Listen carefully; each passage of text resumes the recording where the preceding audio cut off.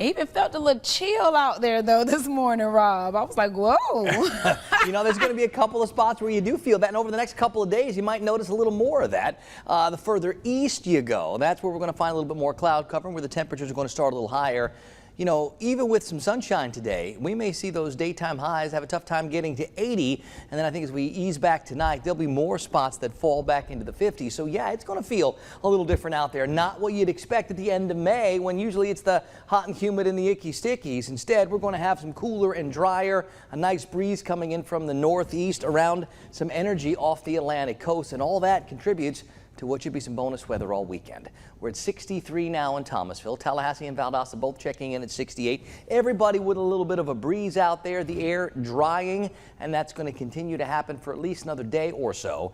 And then by Sunday, we'll start to see those winds change direction a little bit, and we'll start to bring back some of the warmer air. So this is temporary, but it's going to feel real nice for a couple of days. 55 at Blakely, 59 at Camilla, Bainbridge and Quincy and Marianne all checking in at 63. So get a little more west. Yeah, that's where the temperatures are going to be a little bit lower this morning. In Perry, we're at 67. In Cross City, we're at 66.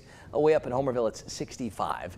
Now, that northeast breeze is something that's going to stick around throughout the day today, so expect to notice that breeze, and it may get up to that 10 or 15 mile per hour kind of range. I don't expect fog to be any part of a factor in our forecast, not with the breeze and not with the air drying out.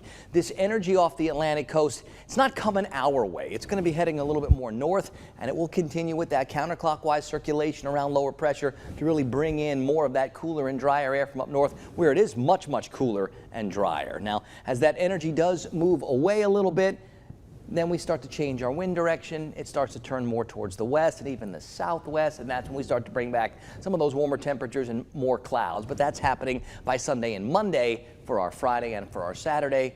Lots of really comfortable coming our way, and I think it's still being pretty comfortable on Sunday too.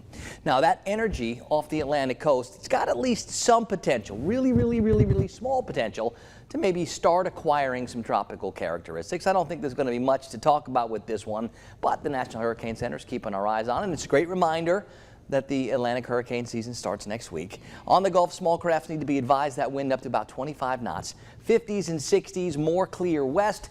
This afternoon, I think the warm spots get into the low 80s, but not everybody will. Tonight, there'll be more numbers back in the 50s. And here's that 7-day forecast. The good stuff Friday, Saturday, starting to get a little warmer by Sunday, Monday, and yeah, feeling like June by next Wednesday.